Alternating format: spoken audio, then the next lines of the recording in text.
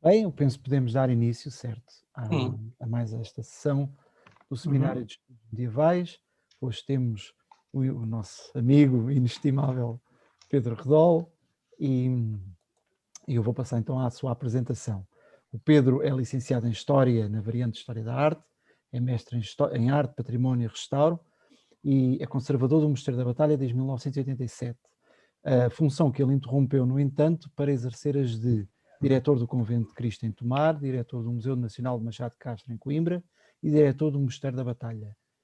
O Pedro é igualmente professor auxiliar convidado da Faculdade de Ciências e Tecnologia, portanto é a nossa FCT, da Universidade Nova de Lisboa, e é presidente do Comitê Português do Corpus Vitrarium International, uma instituição internacional dedicada à investigação sobre vitrais. É autor de várias dezenas de trabalhos em Portugal, na França, Inglaterra e Bélgica, dedicados a temas tão variados como a história e conservação do vitral, história da pintura antiga portuguesa, história da arquitetura, gestão de monumentos e paisagens, ensino da conservação e, além disso, comissariou cientificamente diversas exposições, tendo sido editor dos respectivos catálogos. O título da sua comunicação hoje é Nacionalismo e Internacionalidade na historiografia sobre a arquitetura do Mosteiro da Batalha, de Frei Manuel dos Santos a Mário Chicó, com uma lenda de Primeiro, 1729-1956. Pedro, quando quiseres começar, o palco é teu. Obrigado. Obrigado pela apresentação, Paulo, e obrigado a todos pela presença. Pelo título, já se adivinha que isto possa ser um bocadinho sonolento, porque, claro que uma revisão destas é sempre um bocadinho historicizante, mas vamos tentar não vos aborrecer muito. Eu vou agora partilhar aqui compartilhar a apresentação. Estão a ver? Estão todos a ver a apresentação? Hello? Ok, devem estar. Têm os microfones desligados. Pronto. Sim, vê-se, vê-se. Ok, é isso. Muito bem. Nós admiramos muito quando olhamos para trás, para este longo passado da história da arquitetura do Mosteiro da Batalha, e quem fala do Mosteiro da Batalha fala da arquitetura gótica portuguesa, pela simples razão, não de que somos muito convencidos por sermos conservadores do mosteiro, mas porque realmente, como, digamos, edifício gótico mais saliente no nosso panorama arquitetónico, foi aquele que primeiramente recebeu atenção, tanto de portugueses como de não portugueses. E, portanto, falar da história da arquitetura do Mosteiro da Batalha é falar ao mesmo tempo da história da arquitetura gótica portuguesa e também da investigação do gótico a nível internacional, porque, na verdade, e adiantando já um bocadinho, bom, isto realmente, pensam assim, bem, aquele está lá na batalha agora, acha que a batalha é a melhor coisa do mundo. E se calhar é. Mas pronto, de qualquer das maneiras, o Mosteiro da Batalha foi o primeiro edifício a ser desenhado com, digamos, critério, de que se fez um levantamento arquitetónico justamente no ano do início da Revolução Francesa, em 1789, e que serviu esse levantamento de exemplo depois para o levantamento sistemático, por exemplo, das catedrais inglesas. Aliás, foi feito por um irlandês, a pedido, digamos, por encomenda de um patrono que pretendia com aquele trabalho ingressar, digamos, no conjunto de membros da Sociedade de Antiquários de Londres. Portanto, realmente o Mosteiro da Batalha tem esse lugar central, e o facto de ter esse lugar central já nos dá para entender, digamos, esta dicotomia entre nacionalidade e internacionalidade, que realmente faz praticamente toda a sua história, enfim, que se resume também a algumas linhas bastante simples, não é de grande complexidade, mas dizia-vos logo de início que aquilo que sobretudo nos pode espantar é como é que se levou tanto tempo para chegar, digamos, a conclusões mais ou menos aceitáveis sobre aquilo que no fundo as pessoas sempre quiseram saber, que é quem é que, portanto, quem mandou construir, toda a gente sabe, não é? Quem é que construiu, quem é que, portanto, vamos lá, projetou, desenhou, não é? Quem é que executou, em que fases é que isso aconteceu, era português ou não era português, e de onde é que veio esta, digamos, esta excepcionalidade sobretudo a nível nacional, porque edifícios desta escala não existiam, portanto nós tínhamos algumas importantes catedrais românicas, não é? E a Catedral de Évora, que digamos é um antecedente importante para este edifício, mas não tínhamos outros edifícios desta escala e foi também aqui que pela primeira vez se falou uma língua internacional, portanto o chamado gótico flamejante, a partir do segundo arquiteto. Desta, digamos, caminho um bocadinho atribulado até termos alguma tranquilidade, mas é muito relativa, porque na verdade nós ainda não sabemos hoje onde é que foi feita exatamente a educação e o treino do primeiro arquiteto, de Afonso Domingos, né? Nós não sabemos, não, sabemos que há edifícios que são comparáveis, há um deles que é anterior, que é a Capela de Bartolomeu Joanes na Sé de Lisboa, mas nós não temos a certeza de que a remodelação do deambulatório da Sé de Lisboa seja exatamente anterior, como pensou, por exemplo, Mário Chicó. Estamos agora aqui no fim da nossa cronologia. Bom, mas como é normal, sempre, digamos, em toda a historiografia, há relatos que estão relativamente próximos digamos, da cronologia do objeto de estudo. E logo em 1535, quando o complexo conventual ainda não tinha sido sequer terminado, portanto, estávamos justamente no impasse das capelas imperfeitas que nunca mais foram acabadas, mas ainda faltava construir 2 claustros com as suas dependências. Então, nesta altura, Cristóvão Assinheiro registra que Dom João I mandou basicamente lançar pregões por toda a Espanha, pela Península Ibérica, para que, com determinados privilégios, mestres viessem para Portugal, para a Batalha, edificar este mosteiro. E depois, passado quase 100 anos, Frei Luís de Sousa, na sua História de São Domingos, registra que o rei chamou de longe terras os mais célebres arquitetos que se sabiam. Portanto, logo de princípio, provavelmente por tradição oral primeiro, depois por algum conhecimento do cartório conventual, porque normalmente o conhecimento respeitante às casas conventuais começa por estar dentro dessas casas conventuais, e portanto que houvesse conhecimento de alguma, digamos, tradição vinda de artistas não portugueses. A partir de um certo momento nós verificamos, e já no século XVIII, que aparece um nome português, o nome de Afonso Domingos, que hoje nos é muito familiar e que foi sobretudo desde se calhar desde a nossa escola primária, desde o ensino secundário, através da lenda, da famosa lenda da abóbora do Alexandre Herculano, não é? Mas Afonso Domingos aparece referido por Frei Manuel dos Santos na sua monarquia lusitana, e de outros, na monarquia lusitana, em 1729. Portanto, ele, ainda por cima, diz que ele é natural de Lisboa e da freguesia da Madalena. Portanto, ou ele conheceu algum documento, que estando em Alcobaça não conheceria facilmente o cartório da Batalha, não é? Digo eu. Ou, portanto, um documento que viria a ser descoberto e publicado muito mais tarde, porque é só em 1899 que Sousa Viterbo, no seu primeiro volume do Dicionário dos Arquitetos e outros, digamos, artistas e profissionais da construção em Portugal, vai publicar o documento de 1406 que se refere a este arquiteto e que fala da viúva e da sua naturalidade. Portanto, é realmente curioso como é que existe esta informação no século XVIII, que não é, digamos, desenvolvida num sentido evidentemente nacionalista, como virá a ser depois mais tarde. E por outro lado, há outra informação que aparece em José Soares da Silva, também, portanto, há alguns anos também no século XVIII, alguns anos depois, em que ele fala num irlandês, é curioso ser um irlandês, não é? Que então vivia em Viana de Caminha e se chamava David Aquete. Como traz de frente António Madureira, nós não encontramos estas memórias, portanto nós conseguimos localizar, mas ele refere-as, uma memória deste tal António Madureira, em que provavelmente ele referia por ter visto e por ser frade dominicano, eventualmente ter consultado o Cartório da Batalha.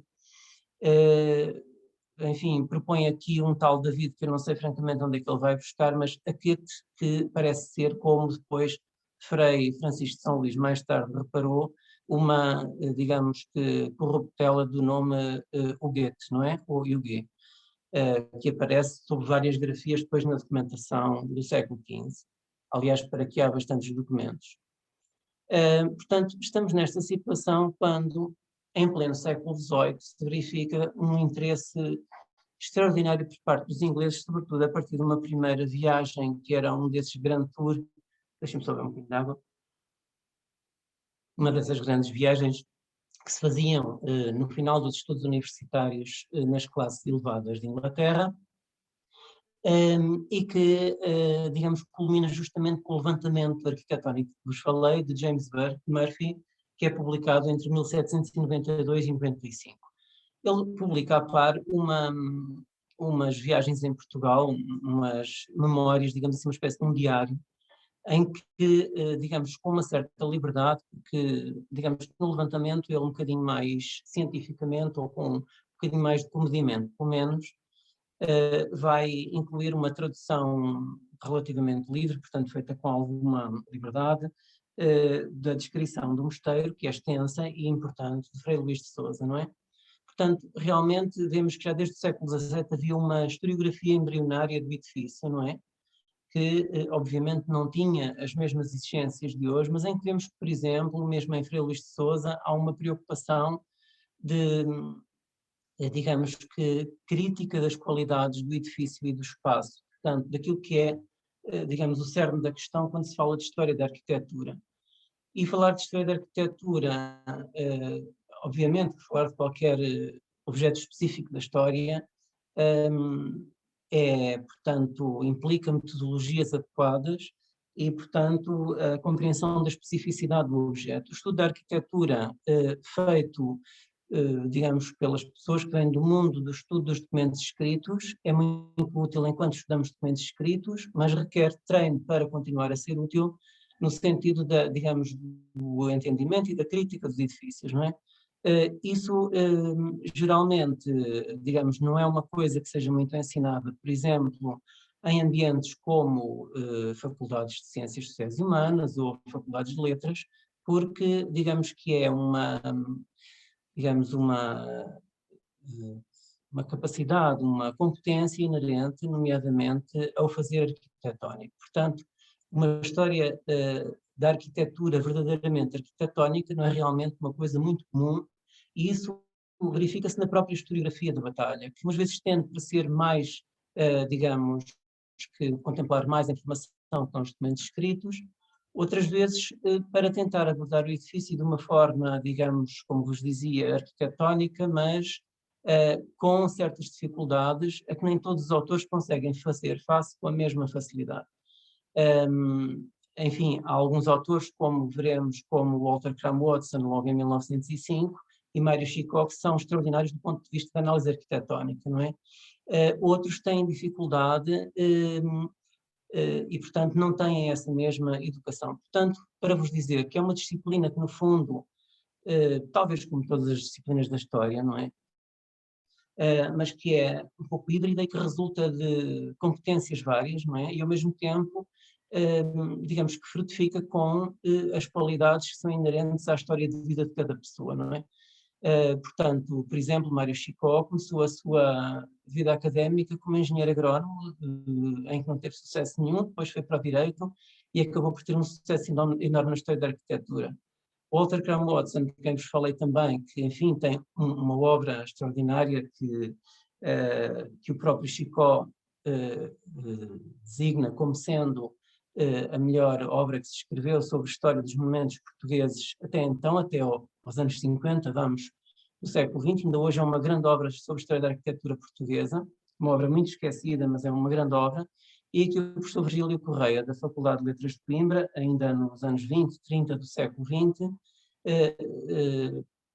nomeia como o insubstituível Watson, não é? Esse tal insubstituível Watson é de facto uma pessoa, porque ele era arquiteto, lá está, que ganhou uma simpatia especial por Portugal por causa de amigos ingleses cá residentes, e que, enfim, consegue explorar o edifício com uma visão propriamente arquitetónica e com uma visão informada do ponto de vista da documentação escrita, que por sorte na altura estava já em grande parte publicada, não é? Portanto, James Murphy não teve a mesma sorte. Portanto, na sequência de Thomas Pitt, que aparece em Portugal à volta de 1740, e depois enfim, do próprio patrono do Murphy, que vem com outras pessoas visitar e desenhar o Mosteiro da Batalha, que é o Sir William Conyngham, portanto, tal que pagou para que James Murphy fizesse este trabalho.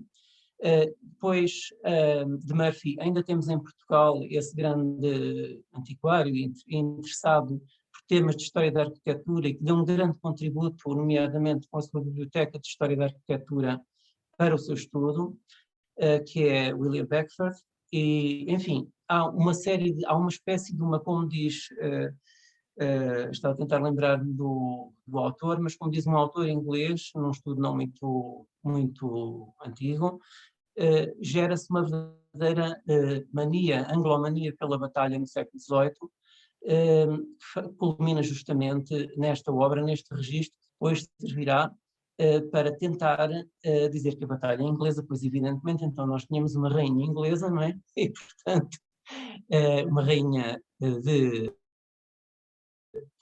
origem inglesa, e portanto mais natural é que se tivesse chamado um arquiteto inglês para fazer esta obra. Então, como ele diz, de acordo com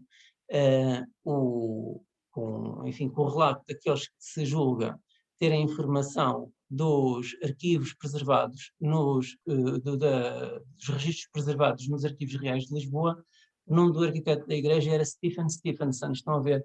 Este nome nunca apareceu em lado nenhum, mas pronto, apareceu no Murphy. Justamente um inglês. Porque uma das missões que o Murphy tinha justamente era de não apenas desenhar o edifício, mas descobrir o documento ou documentos em que se provasse que o arquiteto da batalha, Murphy por acaso consegue perceber que o edifício não é apenas de um arquiteto, mas, por exemplo, tanto Frei Manuel dos Santos como José Soares da Silva assumem que o edifício, enfim, é desenhado apenas por uma pessoa. Bom, toda esta história se cruza com, digamos que, uma lenda que se contava na casa e que pode ter um fundo de verdade, e que eu vou passar a relatar na sua versão mais pequena, que é aquela que o Frei Luís de Sousa desde logo registra. Portanto, ele registra uma tradição oral do convento da Batalha e diz, portanto, que é fama que o tempo que se fabricava, a abóbada da sala do capítulo, não é? Caiu 2 vezes ao tirar do simples. O simples aqui são os cimbres, portanto, as estruturas de madeira que servem para montar as nervuras da abóbada. Com dano de oficiais, ele, rei desejando que todavia ficasse a casa sem o desar de colunas em meio, prometeu mercês ao arquiteto, as quais o fizeram espertar de sorte, tornando-o a fechar, afirmou que teria melhor sucesso. Porém, ao tirar da madeira do simples, dizem que não quis ele rearriscar os oficiais e mandou vir das prisões do reino alguns homens que estavam sentenciados a grandes penas para que sobre eles caísse o terceiro dano quando sucedesse. Coitadinhos, não é? Bom, esta lenda é extraordinária porque ela é justamente a lenda da abóbada que nós vemos no plano, com uma formulação, digamos, informada pela investigação historiográfica que mediou entre este testemunho e a obra de Herculano.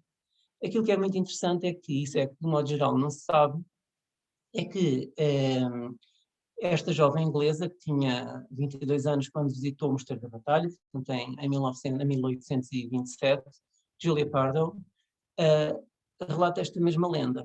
O ano de 1827 é muito marcante porque é justamente aquele em que vamos mostrar a seguir, eu penso que é o que vem a seguir, sim, em que é publicada a memória histórica sobre as obras do Mosteiro da Batalha de Frei Francisco de São Luís, depois Cardeal Saraiva, como sabem.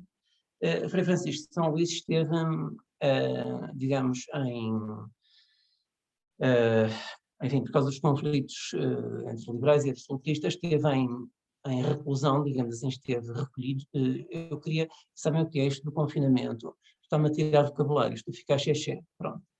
Mas, para vos dizer que ele esteve, não é degradado, mas é como que exilado no Mosteiro da Batalha. Portanto, esteve aqui durante muito tempo, por 2 vezes, a primeira vez durante bastante tempo, e teve a possibilidade de consultar o cartório do mosteiro.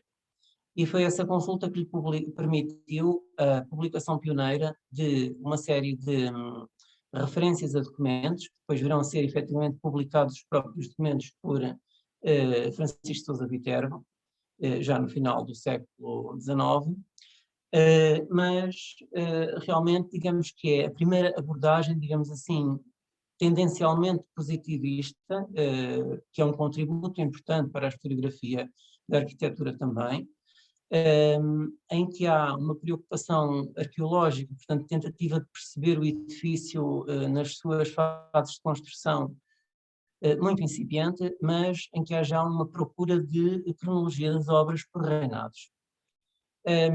Agora, voltando à jovem Julia Pardoe, que é também uma personagem extraordinária, e quando nós fazemos este tipo de abordagem e de revisões, cruzamos com as pessoas, inevitavelmente, não é? E, portanto, esta era uma mulher extremamente interessante aliás, como outras escritoras inglesas do seu tempo, de uma liberdade admirável para esta época. E justamente ela registra esta lenda, só que nesta lenda ela já diz que o arquiteto é o Afonso Domingos, não é? E apenas ele, portanto, a abóbada caiu, depois dele com certeza ter construído, e depois lá vai ele reconstruir a abóbada, e para grande, digamos, susto, para grande terror de todos, quando vão tirar os cimbres, os tais símbolos de que fala o Frei Luís de Sousa, ele vai lá para baixo, armado em valente, mas ainda é um homem, enfim, na flor da idade, portanto não é aquele velhinho que nós conhecemos da lenda de Alexandre Escolar. Então ele vai lá para baixo e as pessoas nem querem ver aquilo, mas lá tiram os cimbres e a abóbada não cai, enfim, ele sai como um herói daquela história. Não é numa apoteose de morte, qual, digamos que,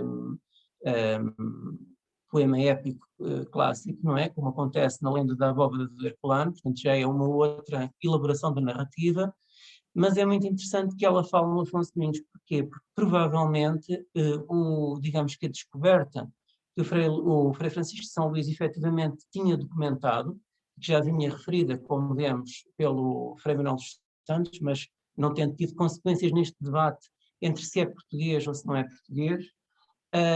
Então, digamos que percebemos que, uma vez que ela registra aquilo que os frades lhe contam, porque é isso que ela faz, esta mulher falava italiano e certamente castelhano também, mas falava italiano fluentemente, era bilíngue, e ela aprendeu português rapidamente. Portanto, ela conseguiu comunicar com os frades de batalha e teve a possibilidade de ter esta atualização. Provavelmente foi decorrente da descoberta por Frei Francisco de São Luís desse documento. Frei Francisco de São Luís faz mais do que aquilo que eu já vos disse.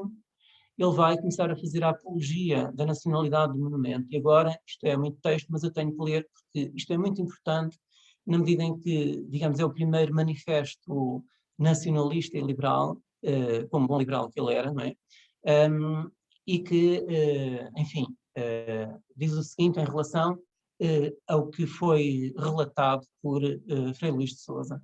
Este silêncio, o descuido do cronista e a ligeireza e incerteza com que falaram do assunto outros alguns escritores, junta com a estranha negligência de nossos naturais sobre as coisas da pátria e com a latitude que as palavras de Frei Luís de Sousa parecem dar a conjecturas e arbítrios, tem sido causa de que a presunção e o orgulho estrangeiro se hajam arrogado a glória da primeira traça e labor deste soberbo edifício, não aparecendo português algum que sai pelo crédito da nação, e havendo muitos que, ou por sobejo afeto às coisas alheias, ou por outros motivos ainda mais repreensíveis, aquiescem facilmente a opiniões aventuradas com pouco fundamento e sustentadas com menos cabo dos portugueses. Eu acho isto fantástico, porque realmente, digamos que é a versão em prosa, digamos, prosa pura e dura, antes da prosa poética, digamos assim, do conto de Herculano.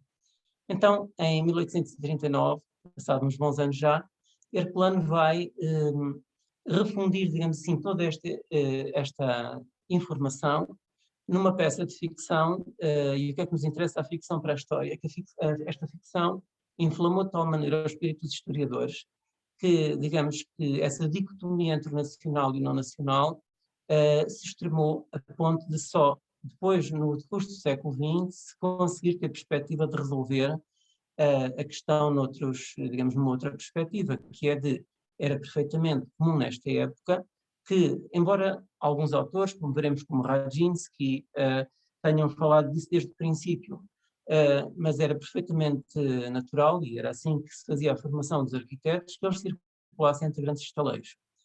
Inclusivamente que coincidissem, que absorvessem experiência digamos, soluções de parte a parte, não é?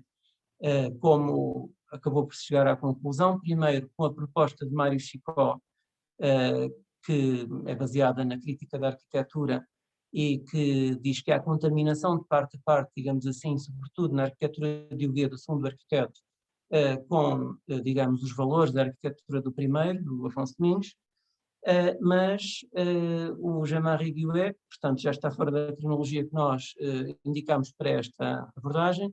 Jean-Marie Guiouet, já no século XXI, nos princípios do século XXI, no seu trabalho, na sua dissertação pós-doutoral, afirma justamente que há, como Sousa Viterbo já tinha provado documentalmente, há uma sobreposição dos dois arquitetos entre 1402 e 1406 aproximadamente, e é isso que explica, portanto, essa absorção de soluções e, digamos que, reequacionamento de soluções, digamos, planeadas e já em grande parte executadas para a Igreja, em outros edifícios, como, por exemplo, nos alçados exteriores das capelas, chamadas hoje capelas imperfeitas.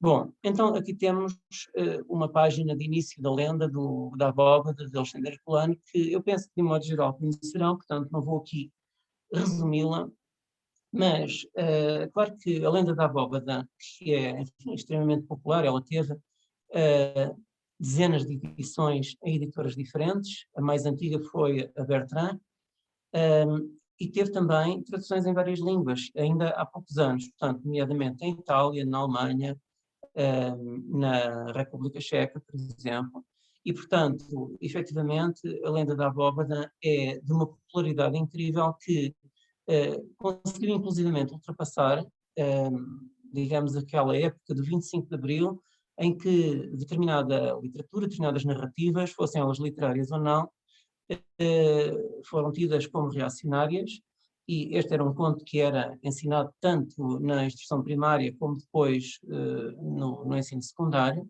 Ainda hoje faz parte este conto das opções de literatura do 11º ano de escolaridade. Portanto, o conto da abóbada ainda continua a ser objeto de representações teatrais, portanto, é incrível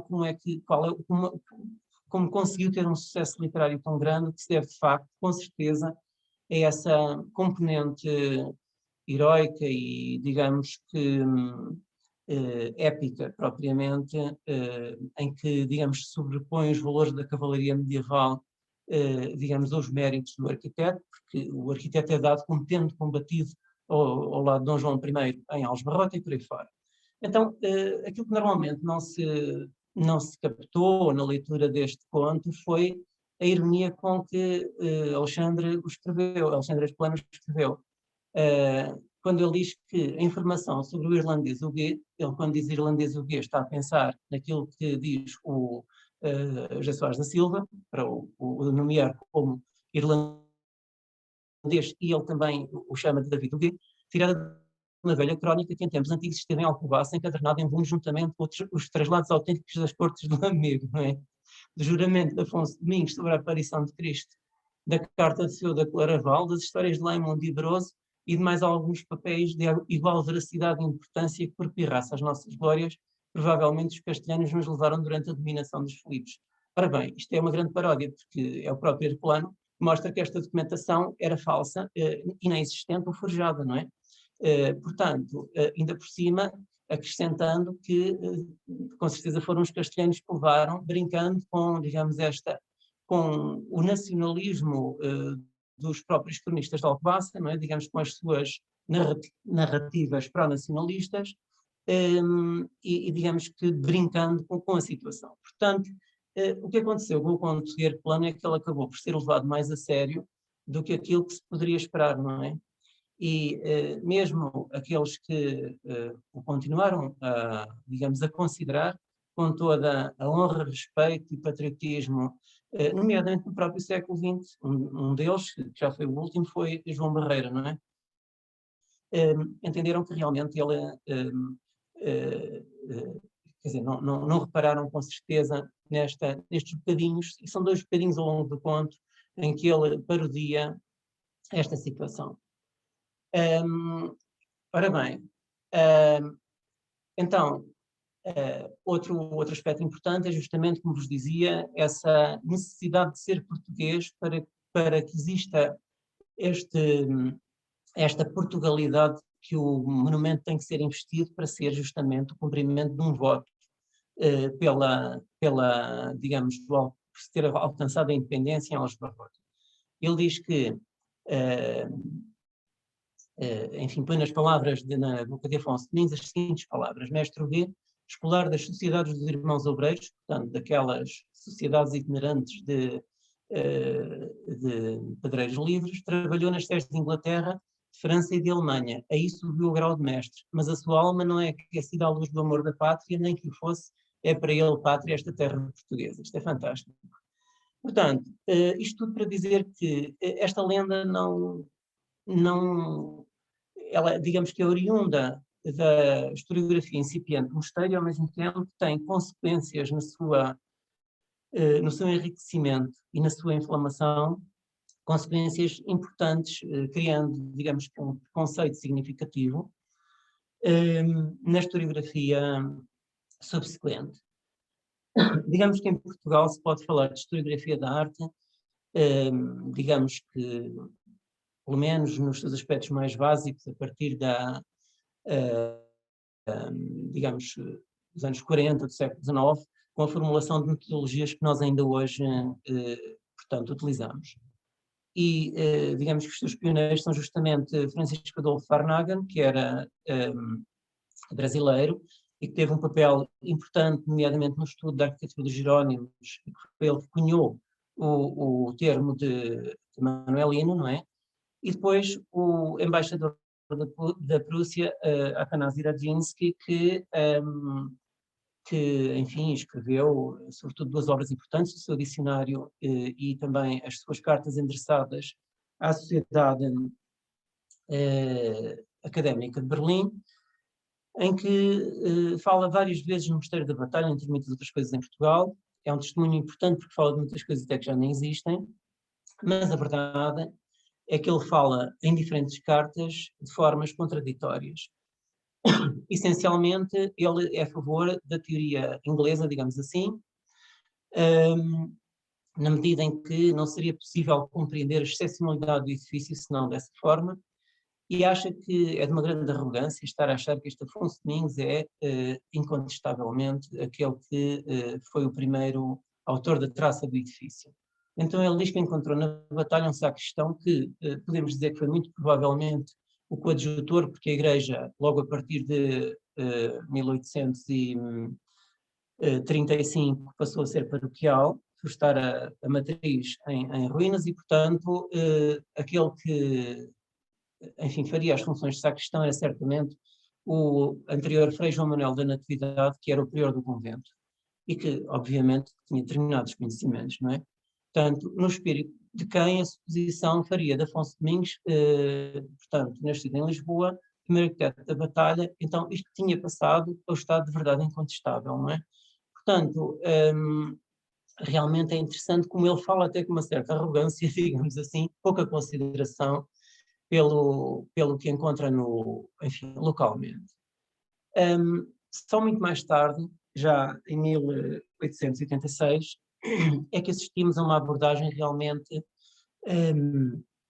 digamos que precursora da historiografia da arquitetura, já no século XX, com Inácio de Viana Barbosa, portanto, nos seus monumentos de Portugal, vai fazer uma extensa abordagem descritiva e analítica do edifício, tendo em conta as fontes.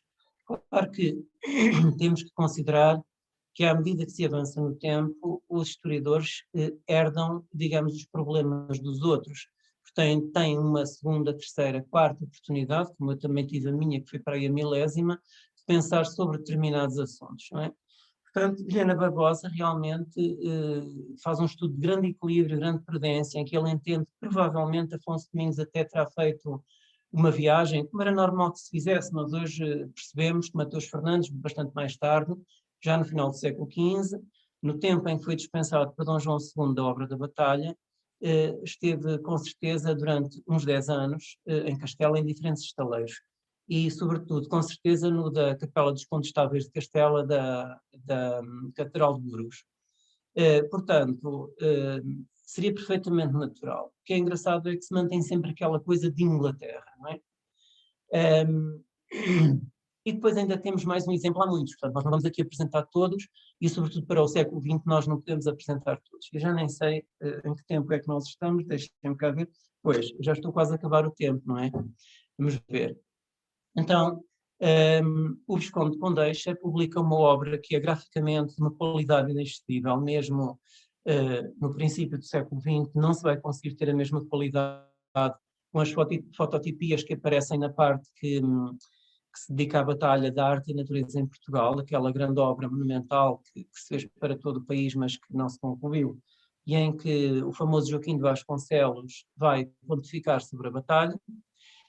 Mas depois, realmente, digamos que toda a parte escrita deste contributo do Visconde de Condeixa é uma coisa muito confusa, em que ele tenta desenvolver aspectos digamos, das possibilidades das sociedades de trejos livres e, portanto, é assim uma coisa um bocadinho, ele vai encontrar raízes na ilha de Chipre e coisas do género, assim umas coisas muito... Pronto. Depois, ainda temos... mesmo no final do século XIX, esta arquitetura do Renascimento em Portugal, de um senhor que, digamos, e foi isto que suscitou grande admiração depois de Joaquim de Vasconcelos, e que fez com que ele próprio escolhesse ir estudar História da Arte para a Alemanha. Era a possibilidade nesta época, nesta altura do campeonato, quando em Portugal ainda se estava a falar, enfim, se estavam a dar os primeiros passos para uma História da Arte científica, se é que se pode falar assim. Na Alemanha já havia professores como este Albrecht Taub de História da Arquitetura alemã, espanhola e portuguesa, portanto, nos institutos politécnicos e nas universidades. Portanto, efetivamente, este autor que está mais preocupado com as capelas imperfeitas, como é compreensível, digamos, no âmbito da cronologia do seu trabalho, é também, digamos que, de opinião que realmente isso do Afonso Domingos é uma maluquice, quer dizer, a única coisa possível é que ele tenha trabalhado sob as ordens do outro, com certeza que era inglês também. E depois temos o nosso Ramalho Ortigão, com este seu ar de Arsène Lupin, que é, digamos, obviamente um outro registro de crítica, não é uma crítica um pouco, como se há de dizer, mais eclética, não é? Mas que diz qualquer coisa de extremamente interessante no sentido da abertura a um maior cosmopolitismo no tratamento da batalha, ou seja, não estarmos numa de nacional, não nacional. Então ele diz, a batalha tem sido, isto é muito sintomático, se ele o diz é porque foi, não é? Porque ele realmente sente que assim aconteceu, e aqui voltamos, portanto, a esse lastro que criou a lenda da abóbada. A batalha tem sido constantemente, desde a primeira aparição da abóbada no panorama até hoje, o grande livro de mármore, o imortal poema, a Divina Comédia Portuguesa, a triunfante afirmação da nacionalidade independente, definitiva, fundada pela vontade do povo, pela espada do mestre de Avis, pela lança de Nuno Alves Pereira e pela pena de João das Regras. Realmente isto é extremamente interessante e vai permitir que, enfim, com abordagens mais cautelosas e, digamos, documentais, como foi o caso de Vilhena Barbosa, e depois, sobretudo, desta pessoa tão importante para o estudo da documentação existente, sobretudo na Torre do Tombo, que foi Francisco de Sousa Viterbo, enfim, que publicou aquele seu grande dicionário, que ainda hoje para nós é uma referência importantíssima, porque ele descobre o tal documento de 1406, além de 1402, que Frei Francisco já tinha publicado sobre, ou já tinha referido, sobre Afonso Domingos, e vai publicar também sobre todos os outros arquitetos. Aliás, à medida que o tempo vai passando, digamos que há digamos, uma certa reabilitação de edifícios que tinham ficado esquecidos. Houve edifícios da Batalha que ficaram esquecidos para sempre porque foram demolidos, não é?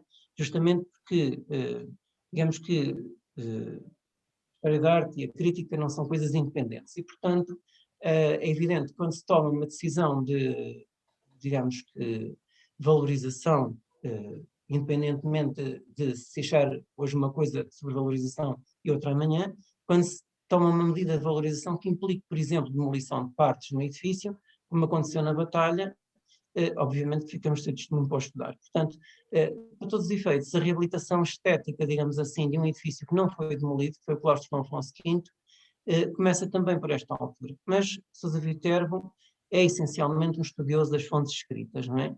E só depois então é que ele avança para alguma consideração sobre o edifício.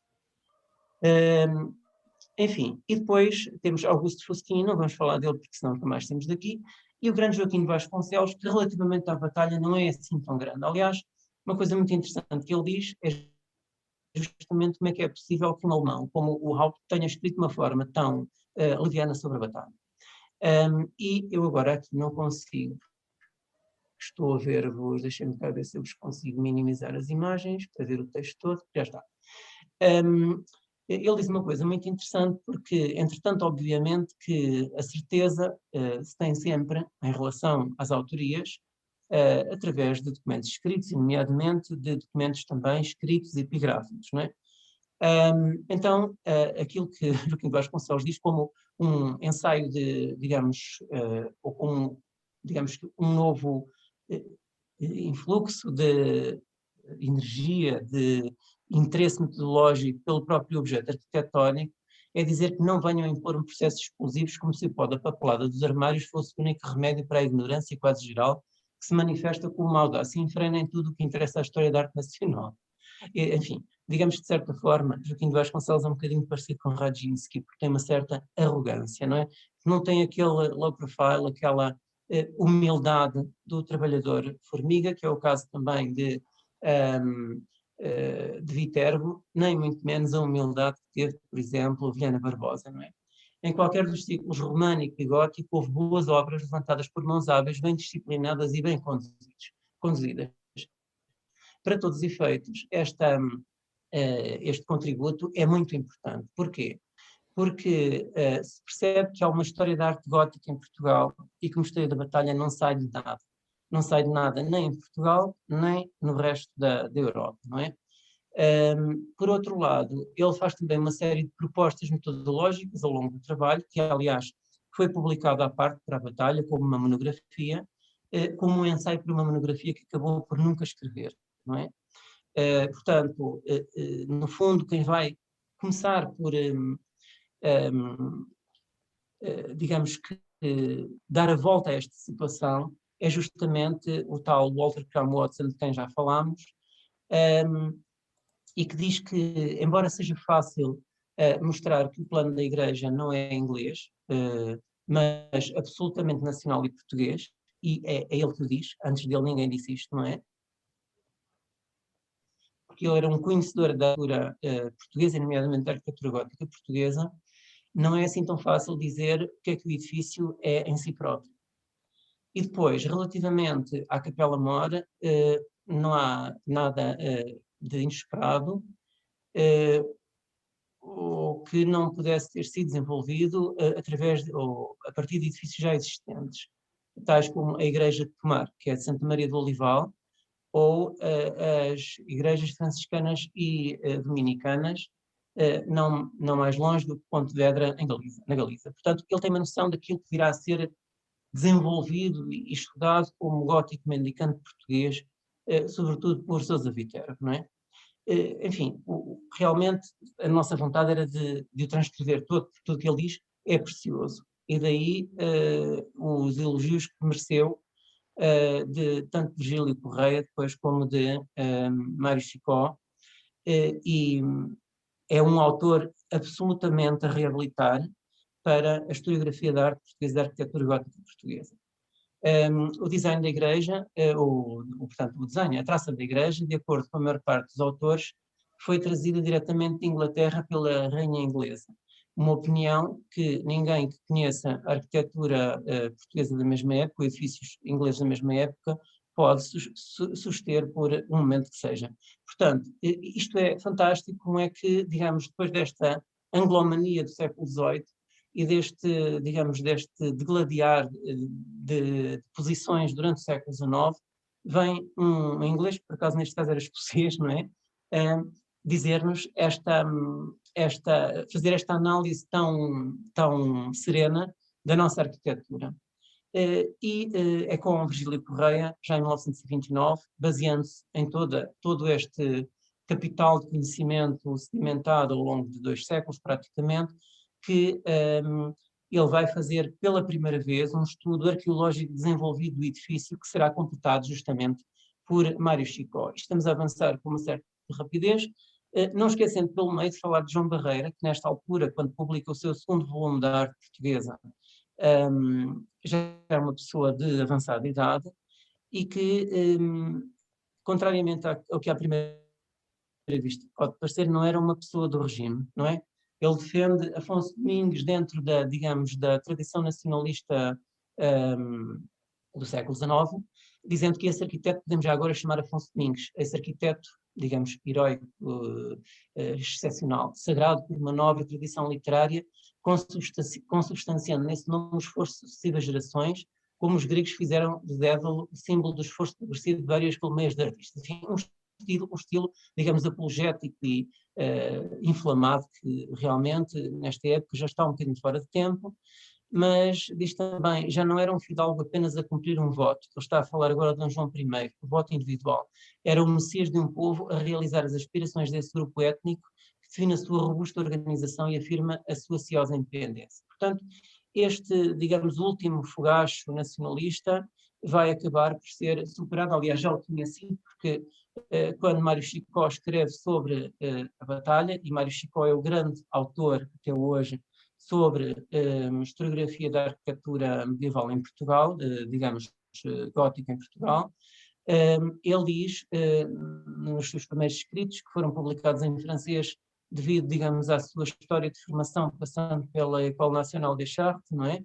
Onde estudou, nomeadamente com Élie Lambert, que por acaso disse imensos disparates a propósito da batalha e que ele discreta e educadamente contrariou, mas ele diz que na Capela Maior da Igreja da Batalha observa-se a abóbada de ramificações que deve pertencer a um tipo, aliás, bastante raro, que se encontra primeiro na antiga Igreja de Toussaint, em Angers, cerca de 1235, e um pouco mais tarde na Igreja da Abadia Saint-Pierre d'Hervaux e Saint-João-de-Mar, da Serra. Ora bem, o Mário Chicó é uma pessoa que, além de ter um sentido, digamos, inato da arquitetura, ele não é arquiteto, contrariamente ao Watson, mas tem um sentido inato da arquitetura e teve educação artística, porque tinha uma artista em casa, que era a própria mãe, que, enfim, era pintora, mas, efetivamente, Mário Chicó teve um conhecimento de muitos edifícios que pôde ver, fotografar e desenhar, e é com ele que se afirma, e penso que nunca mais se voltou a afirmar desta maneira, a importância do desenho e do desenho de arquitetura, o desenho técnico, e da fotografia na documentação. Ele trabalhou muito com Mário Novaes, digamos, como ferramenta para o estudo da arquitetura. E depois, ao falar de Huguet, ele diz que, até tenho ali um erro, tenho um N a mais depois daquele parênteses reto, então diz, trata-se de um arquiteto cujo estado atual dos nossos conhecimentos não nos permite saber a nacionalidade, mas que devia conhecer muito bem a arquitetura francesa e aquela do sul da Inglaterra. Ora, isto é extremamente interessante porque justamente isto vem a ser provado por Jean-Marie Guiouet nas suas muitas comparações, que também repousam no trabalho já feito por Mário Chicó, nomeadamente na sua identificação do parentesco com edifícios da antiga Proa de Aragão, nomeadamente da sala de capítulo, a antiga sala de capítulo da Catedral de Barcelona, da Catedral de Pamplona, da Catedral de Valência, aquelas, portanto, abóbadas estreladas que fazem parte, digamos, de uma tradição absorvida do temps passant, digamos assim, por Huguet quando passou por essas regiões da Península Ibérica, com certeza outra coisa não pode ser, E, portanto, digamos que é justamente com Chico que se dá um salto qualitativo que ainda hoje não foi superado na nossa historiografia. Acho que agora vou deixar, se calhar, fazerem algumas perguntas, se quiserem, porque acho que já falei demais, mas eu, como já estava há muito tempo calado, porque o confinamento assim obrigou, eu não sou, digamos, académico de todos os dias e, portanto, não tenho a oportunidade de falar tanto como muitos dos senhores que aqui estão a assistir. E, portanto, olha, vou-me desculpar eu ter falado tanto, mas agora vou-me calar e deixar fazer algumas perguntas, se assim entenderem, está bem? E muito obrigado pela atenção. Muito obrigado, nós, Pedro, por tão cativante apresentação. Fica então Obrigado. aberto o debate. Perguntas que queiram fazer ao Pedro? Catarina, Miguel? Se não tiverem perguntas, eu também não me ofendo, está bem? Eu posso fazer um comentário e uma pergunta? Força. Bom, eu gostei muito de ouvir o Pedro, embora eu tenha tido um problema de computador aqui no meio, deixei de ouvir a meio, mas depois consegui retomar. E eu queria te dizer o seguinte: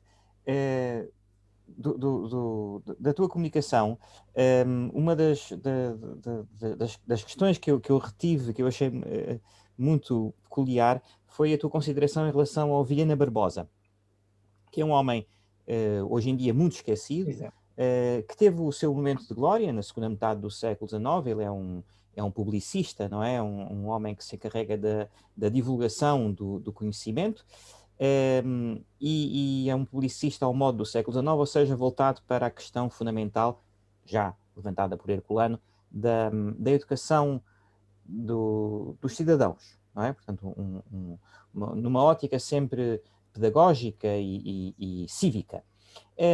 E aquilo que eu te queria perguntar tem a ver com esta questão.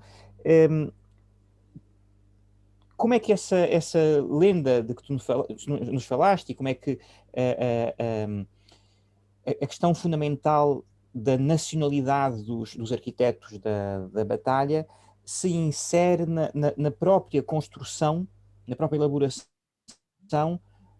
da ideia de monumento nacional que surge precisamente nessa mesma época, ou seja, na segunda metade do século XIX, na cruzada pelo património encetada pelos fundadores da Associação dos Arqueólogos Portugueses, e pergunto-te isto também porque quando Vilhena Barbosa publica o seu livro sobre os monumentos nacionais de Portugal, são 3 grossos volumes, o maior texto que há nesses volumes é precisamente dedicado ao Mosteiro da Batalha. É muito mais amplo do que qualquer outro. Ou seja, para Vilhena Barbosa não há dúvida nenhuma de que o exemplo de monumento nacional é a Batalha, muito mais do que os Jerónimos, muito mais do que Tomar, muito mais do que Mafra, enfim. Não há comparação possível em termos de rácio do espaço que a Batalha ocupa na obra de Vilhena Barbosa. Portanto, era esta pergunta que eu te queria... Comentário e pergunta que eu te queria colocar. Muito bem. Pois, realmente o que também é importante ter em consideração é que o Mosteiro da Batalha foi aquele que mais cedo foi moldado para ser arvorado em monumento nacional, não é? Por razões óbvias e pelo interesse, desde logo, Dom Fernando pelo gótico, não é? Portanto, foi aquele que foi tratado desde logo como, porque assim, hoje temos um tratamento, não tanto do Convento de Cristo, mas do Mosteiro de Jerónimos, que foi mais tardio, não é? E que eu penso que isso contou bastante, mas digamos que a cruzada nacionalista é também uma cruzada gótica, não é? E, portanto, de certa forma, isso justifica a importância dedicada à batalha. A maneira como ele tentou resolver o problema incómodo da presença de arquitetos não portugueses, pelo menos de um que era o Huguet, não é? Foi porque, claro, digamos que para o século XIX há essa pedra no sapato, é sempre complicado defender, e o próprio século XX, depois, por exemplo, Marcel de la Foix, em 1914, ou o próprio mestre de Marie Chicot e Lambert, vão, digamos, continuar a insistir na questão inglesa e até dizer alguns grandes disparates sobre a configuração, por exemplo, da planta da igreja com as capelas imperfeitas e depois a capela fundadora em forma de chave e coisas assim, enfim, até bastante pouco abonatórias para historiadores de arte daquela envergadura, porque Elie Lambert, por exemplo, era um grande historiador da arquitetura medieval francesa, não é? Então, há assim digamos que, uma espécie de à vontade em relação ao Mosteiro da Batalha que continua, digamos, no fundo, esse antinacionalismo, vamos, não é?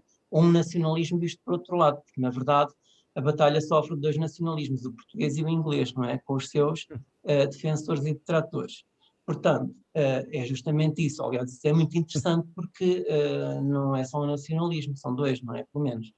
E então, realmente é muito interessante porque como é que ele vai resolver isso?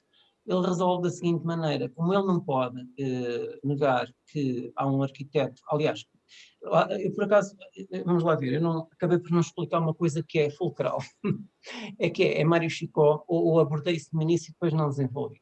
É Mário Chicó que vai, digamos, tentar encontrar em Portugal a raiz para, digamos, a nacionalidade da primeira arquitetura da Batalha, nomeadamente numa obra do tempo de Dom Dinis, que é a Capela de Bartolomeu Joanes, e depois na mais problemática obra da remodelação da cabeceira da Sé de Lisboa.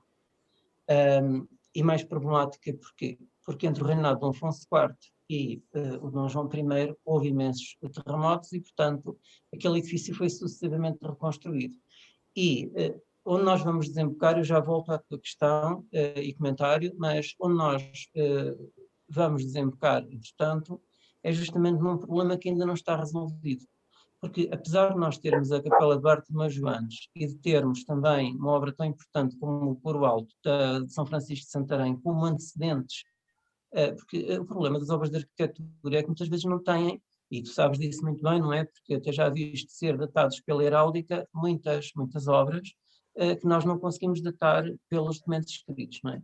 Ainda bem que existe a heráldica, porque senão nós não sabemos, por exemplo, que a sala do capítulo tinha sido terminada no tempo de Dom Afonso V, né? Pronto.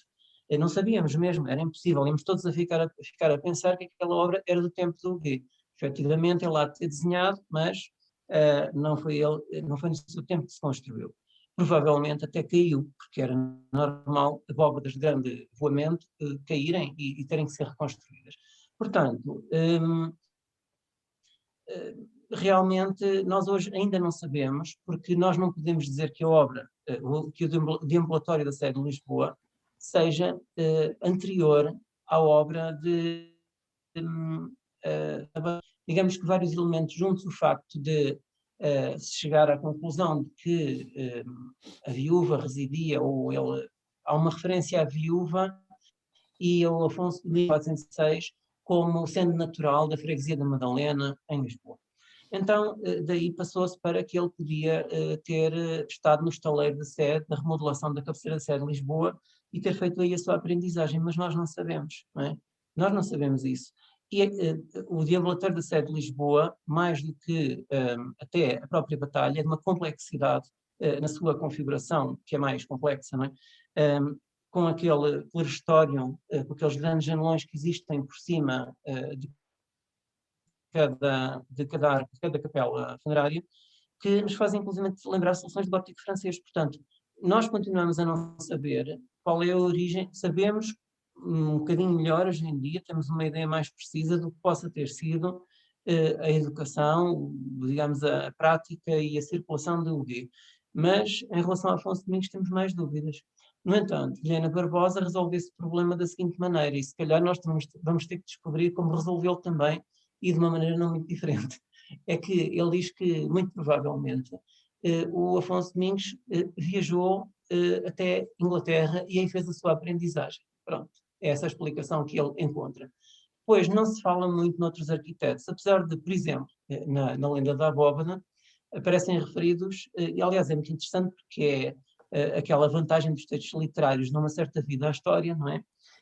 Com a presença no estaleiro, não apenas do velho Afonso Domingos, que, enfim, apesar de estar cego, tudo isso vai conseguir resolver aquele grande problema, da reconstrução da abóbada, mas também de Martim Vasques, que é indicado por Afonso Domingos como o português que legitimamente deverá suceder, e por um pequeno rapaz que é Fernão de Évora, sobrinho de Martim Vasques. Portanto, o autor do claustro de Dom Afonso V e de outros edifícios que nós sabemos que não são daquele gótico despojado, entre os quais se encontrará certamente também a abóbada do capítulo, porque ele é o arquiteto do tempo de Dom Afonso V. Portanto, Vilhena Barbosa realmente de uma forma, vamos lá ver, aquilo que é moderno em Vilhena Barbosa, além da sua atitude pedagógica e cívica, como tu disseste muito bem, é também a humildade como investigador.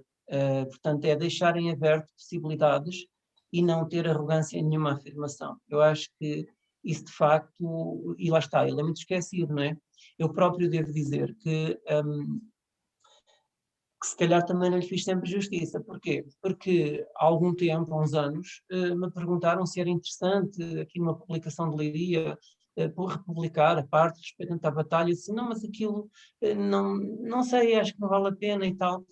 Ao reler o texto, agora, dentro deste quadro de análise mais lato, eu realmente apercebi-me de que ele é uma pessoa que está, de certa forma, à frente do seu tempo, sobretudo pela atitude investigativa, não é? E que, obviamente, tem qualidades e competências investigativas importantes, não é? Portanto, não sei se respondi, se não. Perfeitamente, Pedro, muito obrigado. Alicia queria falar. Pois é, João. Sim, olá, boa tarde. Olá. Pedro, muito obrigada pela comunicação, gostei imenso. E tinha só duas questões, são muito rápidas e muito fáceis. A primeira delas é se podes falar um bocadinho mais sobre a relação existente entre Albrecht Haupt, o autor de Balcões da Renascença em Portugal, e Joaquim de Vasconcelos. Pelo que eu percebi, dizias que por essa conexão, pela existência dessa conexão, é que Joaquim Vasconcelos vai para a Alemanha e está na Alemanha. Eu tinha uma ideia de que o que Joaquim de Vasconcelos tinha estudado na Alemanha era fundamentalmente filosofia, mas queria um pouco confirmar contigo esta questão. E depois tinha outra pergunta que é muito simples. Se sabes desde quando o texto de A Bóveda, de Alexander Herculano, é leitura nas escolas? Se sabes quando que começou? Sim. Muito bem. Deixa-me ver se encontro aqui o texto em que Joaquim Vasconcelos fala daquilo que... ora bem, cá está. Muito bem. Vamos ver. Exato. Aquilo que Joaquim Vasconcelos nos diz sobre o Albrecht Haupt, assim, ele não foi para a Alemanha por causa do Albrecht Haupt, assim, ele esteve na Alemanha e considera-se, digamos que com capital crítico suficiente para criticar, não é? Então, eu vou ver se encontro as palavras que ele usa especificamente para dizer que, ora bem, cá está. Ora. Qualquer das formas, ele não estudou História da Arte na Alemanha, não é? Não, ele fez filosofia, por isso eu estranhei, mas... Exatamente. Aquilo que eu referi foi que o Albrecht Haupt era professor de História da Arquitetura alemã, espanhola e portuguesa em Hannover, como é que se chama? Technische Hochschule de Hannover. Sim, na Hochschule. É isso. Mas o que ele diz relativamente... olá, estou aqui à procura. Tenho aqui essa informação que ele dá. Bem, ele o que diz é que é assim, para quem tem que fazer justiça a um rigor como, digamos, ele é praticado sistematicamente pelos críticos alemães de arte e historiadores de arte, realmente ele fica muito a dever a esse capital.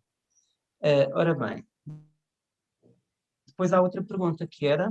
Sim, se sabes desde quando a sim, de Sandro sim. Herculano eleita. Pois eu não sei precisamente desde quando, mas pelo menos desde o período do Estado Novo, Ok. e nomeadamente a partir aí dos anos 40, isso aí é certo. Primeiro no ensino primário Uhum. e depois no...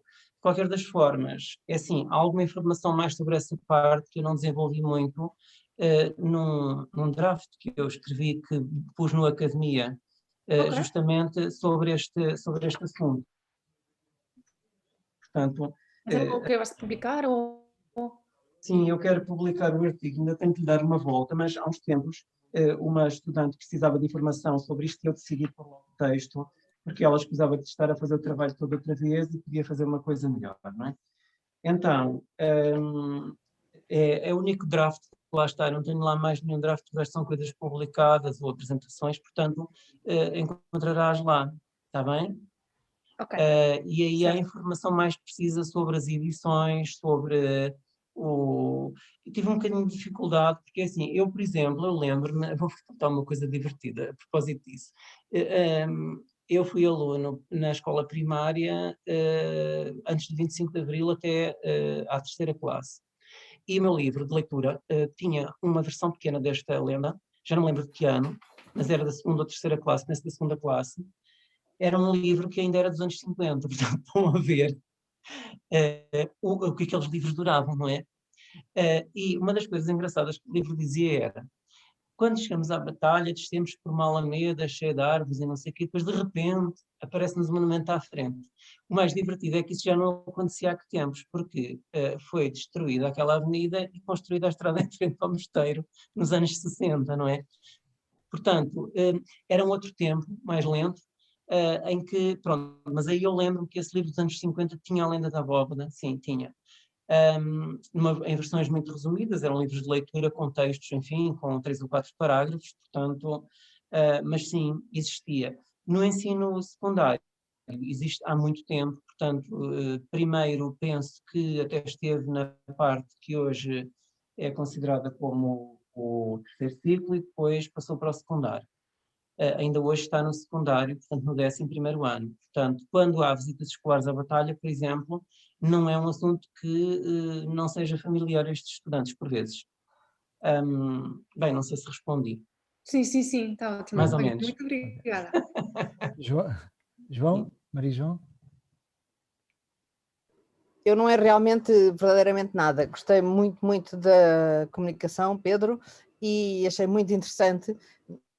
E a minha questão é, ficaste realmente nos finais dos anos 50, e o que é que nos espera para a frente? Porque imagino que com revoluções, houve uns toquezinhos sobre o que se teria passado depois da Revolução e por aí, mas a minha pergunta é se tencionas continuar este inquérito para lá dessa época. A outra pergunta era se ainda se dava, e acabaste de responder, se ainda se dava a lenda da abóbada, porque eu isso não sei, mas acho que é muito significativo que esta lenda atravesse tantos séculos, e continua a ter repercussões no imaginário coletivo, porque mexe com muita coisa, não é só a questão do nacionalismo, é a questão do heroísmo e do brilho Identidade. nacional e um conjunto que é interessante, porque é um conjunto de valores que é transcronológico e que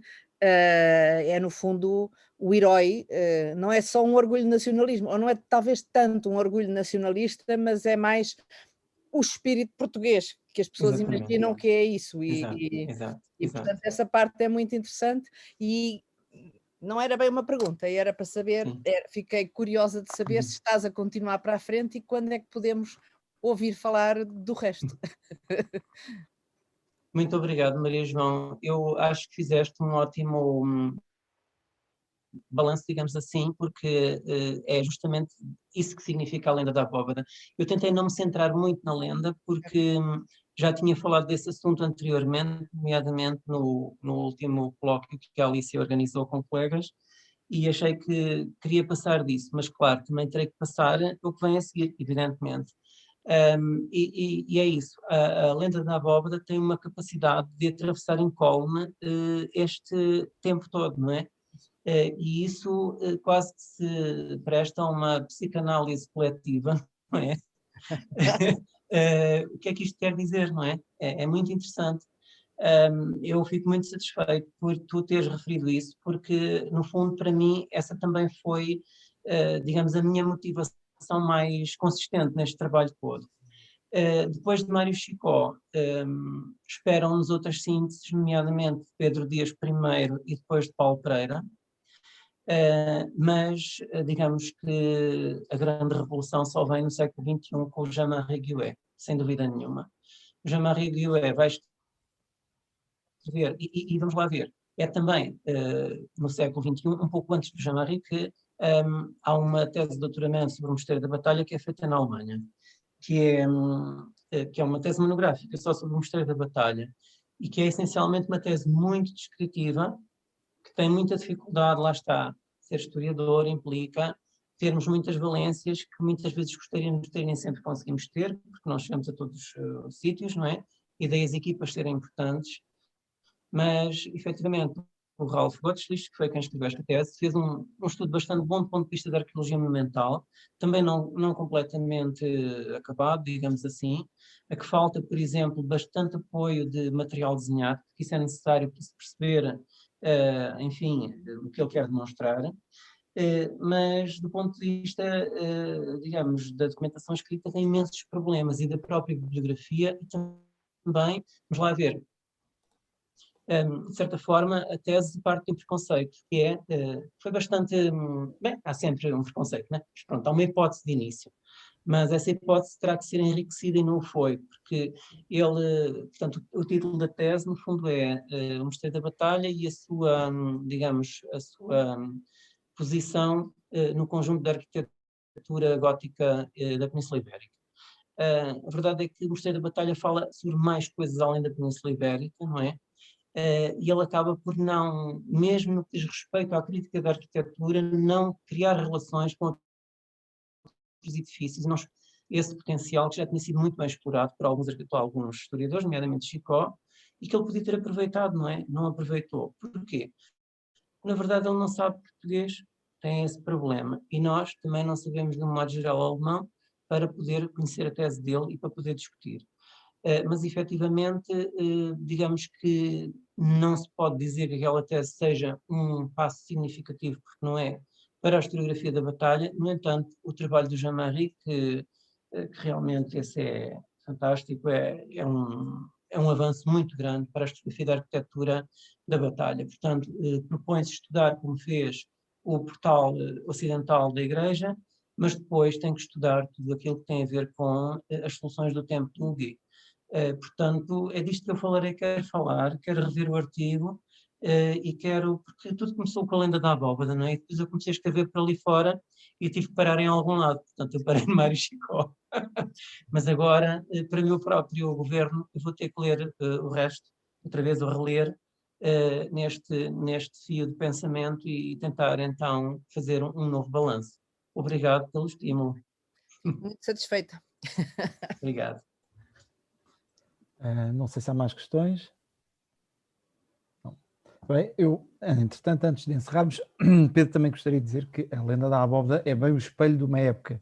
Então, a época que a viu nascer, o espírito que a fundava, digamos assim. Bom, damos então por encerrada esta sessão, e a próxima do SEM vai ser no dia 4 de março, com o colega António Rei. Tá bom?